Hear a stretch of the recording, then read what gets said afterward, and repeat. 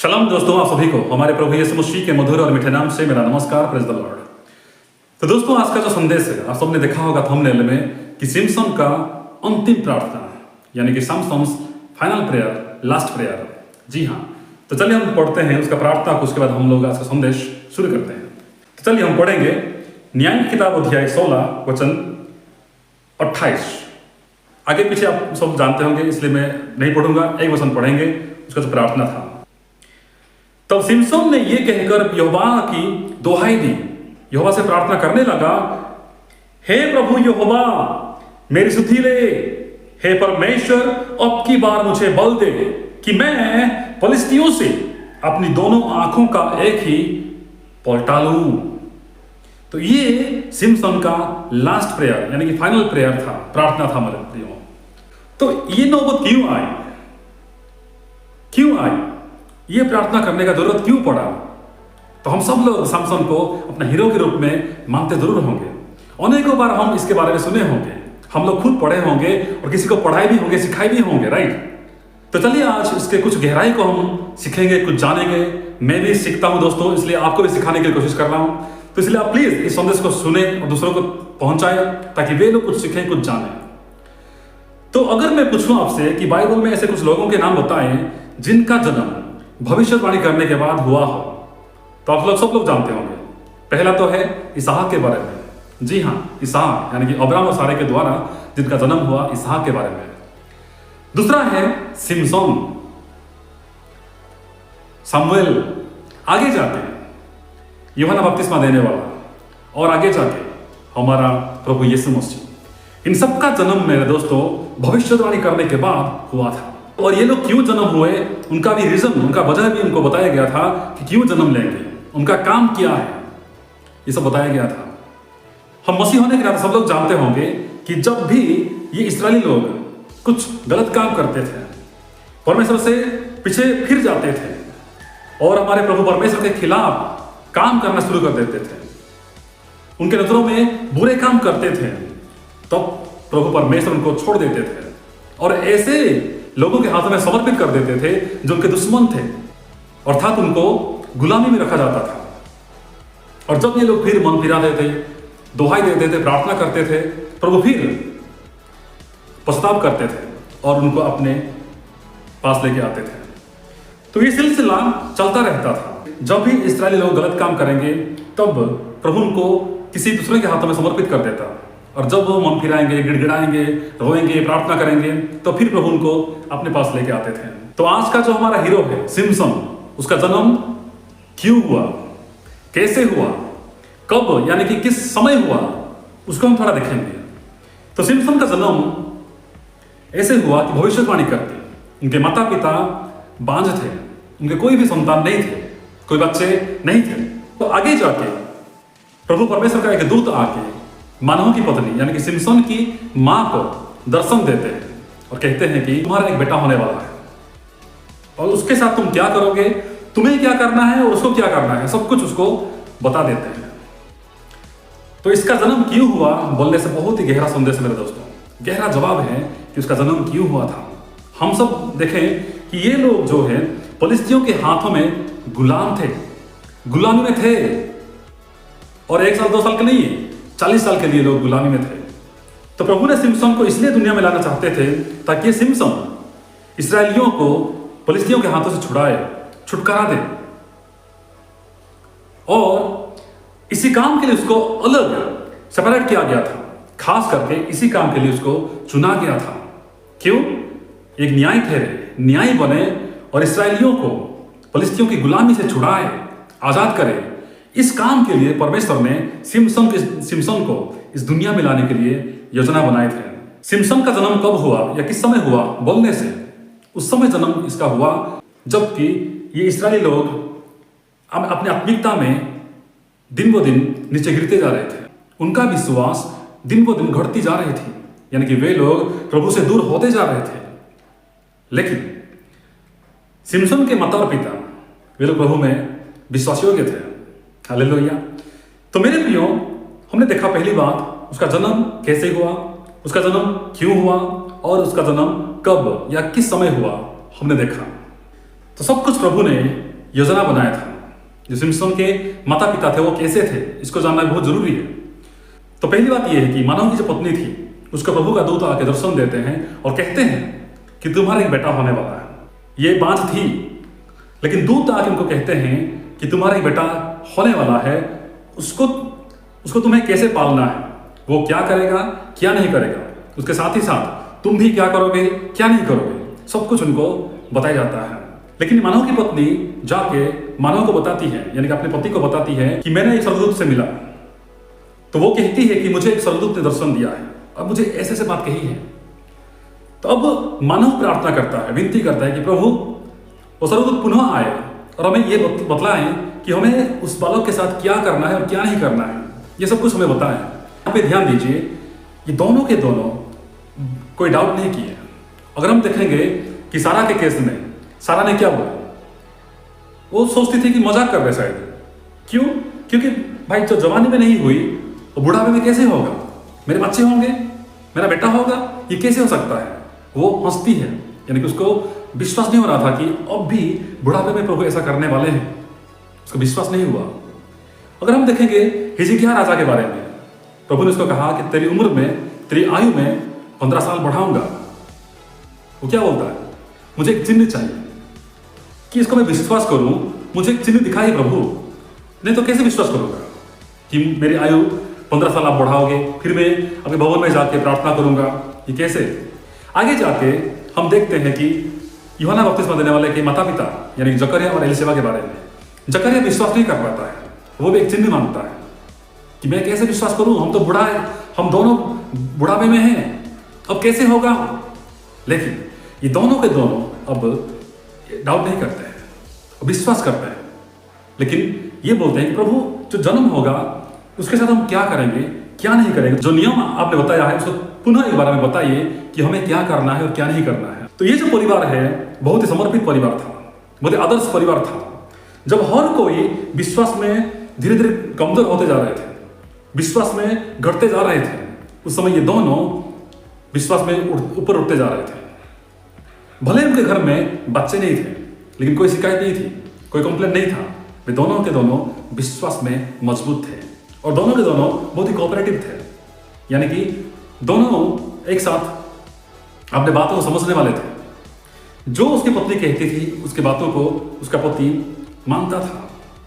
जी हाँ दोस्तों, यहाँ पे सबसे बड़ी बात यह है कि मानव की जो पत्नी थी यानी सिम्पसन की मम्मी जो होने वाली है, उसका विश्वास बहुत ही मजबूत था। आगे जाके क्या होता है, जब प्रभु का दूत उनको दर्शन देता है दूसरी बार और चले जाता है, उनका जो भी बलिदान है वो सब स्वीकार योग्य हो गया। तो दूत जाने के बाद मानव डर जाता है, कहता है कि हम तो निश्चय मर जाएंगे। क्यों? क्योंकि हमने प्रभु का दर्शन पाया है। लेकिन उसकी पत्नी कहती है हम कभी नहीं मरेंगे, अगर हमें मरना होता तो ये सब कुछ नहीं होता, प्रभु हमें इतना सब कुछ नहीं बताते और ना ही हमारे जो बलिदान को स्वीकार करते। यानी कि मानव से बढ़ के उसकी जो पत्नी थी उसका विश्वास बहुत मजबूत था। तो आज हमारे परिवारों में भी ऐसा होना बहुत जरूरी है, मजबूत विश्वास। तो दोस्तों आगे जाके हम देखें कि सिम्पसन का जन्म होता है। अब सिम्पसन कैसा व्यक्ति था, उसका स्वभाव कैसा था, उसको हम थोड़ा देखेंगे। तो अब सिम्पसन कैसा था मेरे प्रियो, सिम्पसन ऐसे व्यक्ति था जो कि प्रभु के काम के लिए ही जन्म लिया था। उसको अलग किया गया था ताकि वो इस्राएलियों को फलिस्तियों के गुलामी से छुड़ाए। लेकिन उसका कुछ ऐसे स्वभाव थे जो कि आज हम सबका है। मैं सोचता हूं, मैं विश्वास करता हूं आज सिम्पसन का जो स्वभाव है हम सब में है। कैसे? सबसे बड़ी बात यह है कि वो बहुत जिद्दी था। उसको जो चाहिए जब चाहिए, जो करना है जब करना है वो करता था। उसको चाहिए वो, अगर मुझे ये चीज चाहिए चाहे जो भी हो जाए। क्यों बोल रहा हूं? क्योंकि वो तिम्ना की स्त्री को देखता है, उसको अच्छी लगती है। वो जाके उनके माता पिता से कहता है मुझे ये लड़की चाहिए, मुझे ये स्त्री चाहिए। उनके माता पिता ने उसको ये सुझाव दिया कि वो तो खतनाहीन लड़की है। वो कहता है मुझे वही चाहिए। यानी कि सबसे पहले ये जिद्दी था।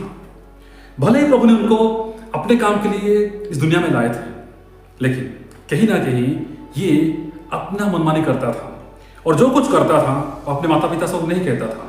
जब ये लड़की को देखने जाते हैं तो रास्ते में एक जवान सिंह आता है, लायन, उसको मारता है। अच्छी बात है, प्रेज द लॉर्ड। लेकिन इसी बात को भी इतना बड़ा घटना हुआ, लेकिन वो अपने माता पिताओं को नहीं बताता। तो पहली बात है, जिद्दी व्यक्ति था। दूसरी बात है, वो जो कुछ करता था किसी को भी नहीं बताता था। और ये व्यक्ति बहुत ही घमंडी किस्म का था। मेरे पास पावर है, मेरे पास बल है, तो एक घमंडी किस्म का भी था। और ये व्यक्ति बहुत ही गर्म मिजाज का था, मतलब शॉर्ट टेम्पर्ड। कुछ भी होगा वो जल्दी एक्शन लेता था। प्रभु से पूछता भी नहीं था, अपने माता पिताओं से पूछता तक नहीं था कि क्या करना है क्या नहीं करना है। वो खुद ही फैसला लेता था।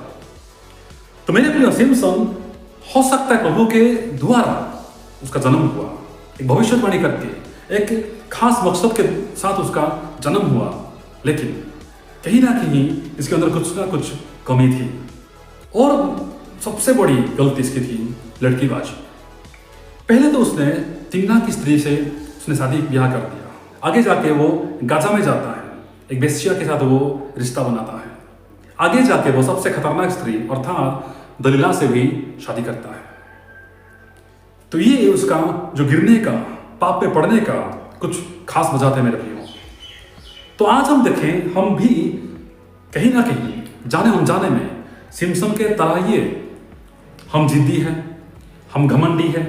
हमें जो चाहिए जब चाहिए हमें मिलना चाहिए। हम जो चाहेंगे जब चाहेंगे वो करेंगे। घमंडी किस्म के, मैं ही जानता हूं, मेरे पास बुद्धि है, मेरे पास ज्ञान है। आज खास करके हम सेवकों के लिए ये संदेश बहुत जरूरी है। हमें कुछ खास मकसद के लिए अलग किया गया है, हमें बुलाया गया है, हम चुने हुए हैं। तो इसको हमें भूलना नहीं चाहिए। दूसरा पत्रस अध्याय 1:10 में लिखा जाता है कि इस कारण है भाइयों, अपने बुलाए जाने और चुन लिए जाने को सिद्ध करने के, यानी परफेक्ट करने का भली भांति यत्न करते जाओ। क्योंकि यदि ऐसा करोगे तो कभी भी ठोकर ना खाओगे। जी हाँ, तो हमारे बुलाए जाने को, हमारे चुने जाने को हमें सोचना बहुत जरूरी है। सिमसन ये सोच नहीं पाया। तो आगे जाके जो सबसे खतरनाक स्टोरी हम देखते हैं, दलीला और इसका जो रिश्ता है। भाई 3 बार उसने धोखा देने की कोशिश की तेरा शक्ति, तेरा जो पावर कहाँ पे है, मेरा यहाँ पे बल है, वहां पे बल है। 3 बार वो उसको बांधती है और कहती है कि हे सिमसन, देख तेरा जो दुश्मन है आगे है। वो उठता है, हाँ, अब रस्सियां टूट जाते हैं, उसको कोई प्रॉब्लम नहीं था, लेकिन फिर भी वो सीख नहीं पाया। इतना अंधा था कि वो समझ नहीं पाया कि दलीला का जो प्लान है वो क्या है। दोस्तों, आज कुछ चंद पैसों के लिए हम अपना रिश्ता को बर्बाद कर देते हैं। हमारे अपने लोगों को हम बेच देते हैं।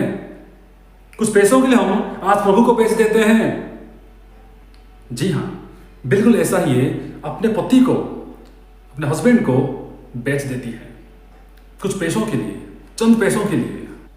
तो दोस्तों, अब इस कहानी का सबसे दर्दनाक, सबसे अहम घटना में हम जाएंगे। सिमसन को बांधा गया, उसका बाल काटा गया और उसके आंखों को फोड़ा गया। सिमसन अब दलीला के गोद में सोया हुआ है, आराम से सुकून की नींद सो रहा है। इसको इतना तक पता नहीं कि 3 बार हो चुका है, उसकी पत्नी दलीला ने उसको धोखा दिया है, लेकिन फिर भी वो अब भी वो इतना आवर नहीं हुआ, आराम से सोया हुआ है। हम भी आज सोए हुए हैं, दुश्मनों के हाथों में आज हम सोए हुए हैं, शत्रु के हाथ में आज हम सोए हुए हैं। जी हाँ, भले हम लोग आज क्रिश्चियन कहलाते हैं, भले हम लोग आज चुने हुए हैं, लेकिन फिर भी हम लोग सोए हुए हैं। सोए हुए, कुछ टेंशन नहीं है, आराम से हम आराम की नींद सो रही है। दोस्तों, कैसे ये सिमसन कैसे सो पा रहा था कि जब उसके सामने अंत था, मृत्यु थी, धोखा था, वो सो रहा है कि आज भी हम सो रहे हैं क्या? जी हाँ, इस दुनिया के अभिलाषाओं में, इस दुनिया की धन दौलतों में आज हम लोग आराम से सोए हुए हैं, लेकिन उसका अंत, उसका विनाश कैसे है, उसका अंजाम कैसा होने वाला है, हमें अंदाजा तक नहीं है। सिमसन सोया हुआ था। दलीला ने उसका बाल काट दिया। तो उसने कहा, यानी दलीला ने कहा, हे सिम्सन, पलिश्ती तेरी घात में है। तो वह चौंक कर सोचने लगा कि मैं पहले के समान बाहर जाकर झटकूंगा। वह तो ना जानता था, यानी सिम्सन नहीं जानता था कि यहोवा उसके पास से चला गया है, कि परमेश्वर यहोवा उसके पास से निकल गया है, चला गया, छोड़ दिया उसको। क्यों? उसका जो प्रतिज्ञा थी, उसका जो वाचा था कि बाल कभी भी उसके सिर में छुरा नहीं फेरना है, वो नाजिर होगा मेरे लिए, मेरे काम के लिए खास चुना हुआ व्यक्ति होगा, इसलिए उसके सिर में कभी भी छुरा नहीं फेरना है, उसको कभी भी सेव नहीं करना है, नहीं काटना है बाल को। अब वो बाल काटा गया था, यानी कि जो रिश्ता था, जो वाचा थी, वो अब खत्म हो चुका था, टूट गया था। आज लोग कहते हैं कि सिम्सन का जो पावर है, जो बल था, बाल में था। नहीं, बाल में नहीं था। वो एक तो चिन्ह था कि प्रभु और सिम्सन के बीच में रिश्ता जोड़ने का एक वाचा था बस, उसमें उसके बाल में कोई बल नहीं था। अब यहोवा परमेश्वर उसको छोड़ दिए, वो चले गए। ये सोचता था कि अब भी मैं उठूंगा, उनको झटकूंगा मैं, उनको मार दूंगा मैं। नो, क्यों ऐसा हुआ? सोया हुआ था। तो दोस्तों, आज हम भी नींद से जागे, उठे। अब क्या हुआ? दर्दनाक घटना है दोस्तों।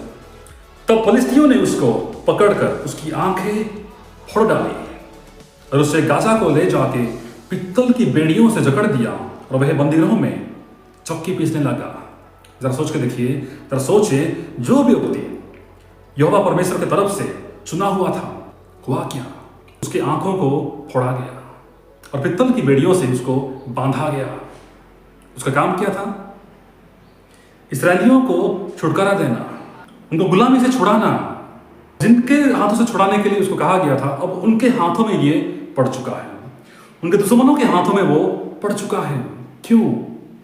अब तक वो अपना जो काम को नहीं समझ पाया, अपना मिशन को, अपना मिनिस्ट्री को नहीं समझ पाया। बंदीगृह में, यानी कि जेल में चक्की पीसने लगा। दोस्तों, ये अंजाम हमारा भी होने वाला है अगर हम अपना मकसद को, अपना मिशन को, अपना मिनिस्ट्री को नहीं समझ पाते हैं। तो हमें भी शैतान के हाथों में पड़ना है। शैतान हमें ये सब करवाएगा, पिसवाएगा, तो हम क्या करेंगे? लेकिन एक खुशी खबर ये थी कि उसके सिर के बाल मुंड जाने के बाद फिर बढ़ने लगे। यहोवा परमेश्वर उसको छोड़ के चले गए थे, लेकिन अब उसका फिर बाल बढ़ने लगा, बाल बढ़ने लगा। अब ये फलिस्ती लोग एक त्योहार मनाते हैं, उनका देवता को खुश करने के लिए एक त्योहार मनाते हैं। उनका देवता कौन था? दागोन। जी हाँ, दागोन देवता, जो कि गॉड ऑफ फर्टिलिटी मानते थे, उनको वे लोग पूजते थे। उस देवता के लिए एक त्योहार मनाते हैं और बड़ी धूमधाम से मनाने के लिए वहां पर सब लोग इकट्ठा हो जाते हैं। उनके मंदिर में सब कुछ होता है, त्योहार चल रहा है। अब इनको ऐसा लगने लगा कि हमारा दुश्मन जो है सिम्सन, उनको हमारे देवता ने हमारे हाथों में कर दिया है, हमारे बस में कर दिया है, तो खुशी मनाओ। वे लोग खुशियां मनाते हैं, सब लोग उसमें आनंदित है। यहां पे देखिए, उनके त्योहार से बढ़ के सिम्सन की चर्चा है। ये हाईलाइट में है, सिम्सन हाईलाइट में है। उसको देख रहे सब लोग और खुशी मना रहे। ये हमारा दुश्मन था, ये हमें मारता था, हमारे लोगों को मार दिया था, ये व्यक्ति आज हमारे बस में है, आज हमारे कब्जा में है। ये लोग खुश हैं, आनंद मना रहे हैं। मेरे प्रियो, बहुत दुख की बात है। कहते हैं उसको लाओ। सिम्सन का वो बंदीगृह से बुलाया गया, उसको लाया जा रहा है। उसका हाथों में पैरों में जंजीर लगे हुए हैं, पेड़िया लगा हुआ है, वो आ रहा है। क्या करेगा? अभी कमजोर है, उसका आंख नहीं है, बांधा गया है दोनों तरफ से। क्यों बुलाया गया है? तमाशा करेगा, तो नाचेगा और उसका हम मजा लेंगे। मेरे दोस्तों, जरा सोचिए, एक प्रभु का दास, प्रभु का सेवक का अंजाम ऐसा हो गया था। क्यों? अपना मिशन को, अपना मिनिस्ट्री को वो समझ नहीं पाया, अपना बुलाहट को वो अब तक समझ नहीं पाया। उनकी आंखें चले गई, बेड़ियों से बांधा गया है, कमजोर है, जेल में चौकी पीस रहा है। उसको लाया गया, सबके लिए वो तमाशा कर रहा है, नाच रहा है। जरा सोचिए, कितना दर्दनाक घटना है, कितना दुख की बात है कि प्रभु का सेवक उनके दुश्मनों के हाथों में, यानी शैतान के पुजारियों के हाथों में पड़ा हुआ है और अब उनको खुश कर रहा है, तमाशा कर रहा है, नाच रहा है। जिसको आज हम सब लोग हीरो मानते हैं, उसका अंजाम, उसका जो अंत दर्दनाक था। अब ये प्रार्थना करता है। अब सिम्पसन एक बात कहता है, तब सिम्पसन ने उस लड़के से जो उसका हाथ पकड़े था कहा, मुझे उन खंभों को जिनसे घर संभला हुआ है छूने दे कि मैं उस पर टेक लगाऊं। जो लड़का उसको यहां तो लेके आया, उसको कहता है मुझे उन खंभों को छूने दे, जिस खंभों से ये घर, ये जो भवन, ये जो मंदिर टिका हुआ है, ताकि मैं थोड़ा छूऊं। लड़का भी मासूम का लड़का होगा, उसको पकड़ा देता है और ये प्रार्थना करता है। तो दोस्तों, इसका प्रार्थना, अब अंतिम प्रार्थना, फाइनल प्रेयर बहुत जरूरी है। मुझे और आपको जानना बहुत जरूरी है। वो प्रार्थना करता है कि हे प्रभु यहोवा, मेरी सुधि ले, मेरी सुधि ले, मुझे याद कर प्रभु, मैं वही था जिनको तूने मेरे मां के पेट में से बुलाया था। मैं वही सिम्पसन हूं जिनको तूने अपने काम के लिए बुलाया था। मैं वही सिम्पसन हूं जिनको तूने फिलिस्तियों को नाश करने के लिए बुलाया था। प्रभु, मैं वही सिम्पसन हूं जिनको तूने अपने लोगों को छुटकारा देने के लिए बुलाया था। मैं वही सिम्पसन प्रभु, थोड़ा याद कर मुझे, सुधि ले। अब की बार मुझे बल दे। जो हो गया प्रभु, मुझे अंतिम बार के लिए अब की बार मुझे बल दे। Last time, one more chance प्रभु, एक लास्ट बार चांस दीजिए कि मैं फिलिस्तियों से अपनी दोनों आंखों का एक ही पलटा लूं। ये प्रार्थना तो जरूर किया और बहुत ही अहम प्रार्थना किया। जिस मकसद के लिए उसको बुलाया गया था, जिसलिए वो जन्म लिया था, उस काम के लिए अब तो अंतिम बार वो प्रार्थना कर रहा है। लेकिन उसमें कोई भी रिग्रेट नहीं है, कोई भी पश्चाताप नहीं है। प्रभु, मैं मन फिराता हूं, मुझे माफ कर दे। नो माफी, माफी नहीं मांगता है, या फिर छुटकारा के लिए प्रार्थना भी नहीं किया उसने। प्रार्थना किया तो मैं भी मर जाऊंगा और इनको भी मार के मर जाऊंगा, ये प्रार्थना उसने किया। तो मेरे प्रियो, खुशखबरी ये है कि प्रभु ने उसका प्रार्थना सुन लिया। हालेलुया, सुन लिया। तो जो भी हो, अंत में हम कह सकते हैं कि प्रभु ने उसका प्रार्थना सुना। मतलब ये है कि विश्वासी योद्धा है, प्रार्थना योद्धा है। इब्रानियों अध्याय 11:32 में इसका नाम जिक्र किया गया है। विश्वासियों के लिस्ट में इसका भी नाम आता है, सिम्पसन का। तो दोस्तों, याद रखें, यहां पे सबसे बड़ी बात यह है कि सिम्पसन एक तरफ है, कमजोर है, बांधा हुआ है, उसकी आंखें नहीं है, अंधा है, खड़ा हुआ है मंदिर के बीच में, और सब लोग 3000 स्त्री पुरुष वहां पे भरे हुए हैं। मंदिर का पुजारी होंगे, बड़े बड़े सरदार होंगे, फिलिस्तियों का सरदार होंगे, बड़े बड़े लोग, वीआईपी लोग वहां पे आए हैं। सब लोग मजा कर रहे हैं, सिम्पसन का तमाशा देख रहे हैं। सिम्पसन प्रार्थना किया। हालेलुया, सिम्पसन प्रार्थना किया, यानी कि सामसन प्रार्थना किया और उसका प्रार्थना सुना गया। और अब की बार एक तरफ सामसन था और दूसरी तरफ इतने सारे फिलिस्ती लोग थे। एक तरफ सामसन का खुदा एक था और उनके तरफ ये दागोन देवता, उनके पुजारी, बड़े वीआईपी लोग, बड़े बड़े वीआईपी लोग वहां पे खड़े हुए थे, वहां पे देख रहे थे। यहाँ पे एक सीख है हमें कि हमारा प्रभु जिंदा खुदा है। भले ही एक है, भले ही कमजोर है, भले ही अंधा है, भले ही चैन से बांधा गया है, बेड़ियों से जकड़ा गया है, इसका मतलब ये नहीं कि प्रभु उसको छोड़ दिया है।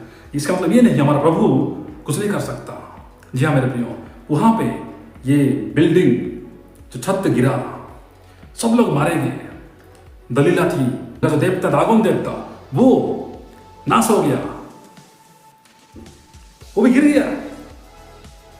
जो पुजारी आए थे, जो सरदार आए थे, जितने वीआईपी लोग वहां पे अटेंड किए थे, सबका नाश हो गया।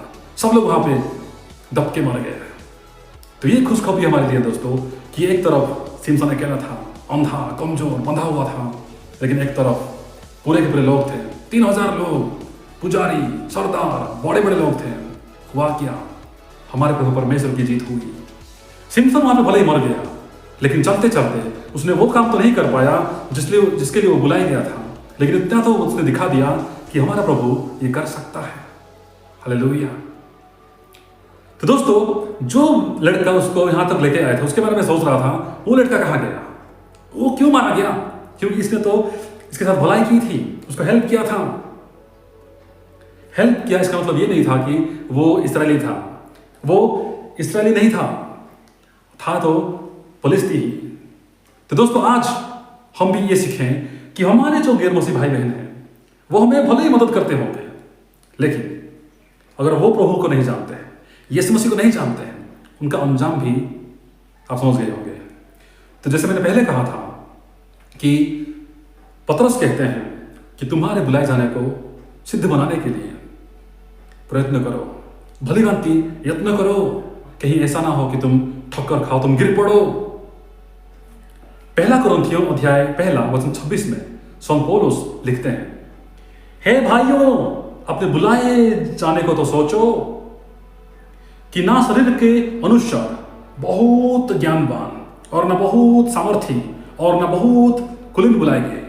जी हाँ, शारीरिक रूप से, सांसारिक रूप से जितना बलवान हो, जितना सामर्थी हो, जितना अमीर हो, फर्क नहीं पड़ता। हमें प्रभु ने बुलाया है, इसको ध्यान देना बहुत जरूरी है। तो दोस्तों इसीलिए आज हम देखें कि सिमसन का स्टोरी हमें क्या बताता है। हम सब लोग इसके समान ही है, घमंडी है, गर्म मिजाज के हैं, जो चाहे जब चाहे हम करेंगे। सिमसन ऐसा व्यक्ति था, उसको जब जरूरत था उस समय प्रार्थना करता था, नहीं तो फिर प्रभु को वो प्रार्थना नहीं करता था। उसको क्यों बुलाया गया था, उसका मकसद क्या था, उसका कारण, उसका मिनिस्ट्री क्या थी, उसका मिशन क्या था, वो पहचान नहीं पाया। उसका अंत दर्दनाक हुआ, भयानक हुआ मेरे भाइयों। उसने प्रार्थना लेकिन किया कि प्रभु लास्ट टाइम, अंत में एक बार मुझे याद कर, मेरी सुधि ले कि मैं कौन था, मैं क्यों पैदा हुआ था, मुझे क्यों आपने यहाँ पे दुनिया में लाया था। प्रभु याद कर ले। प्रभु ने याद किया।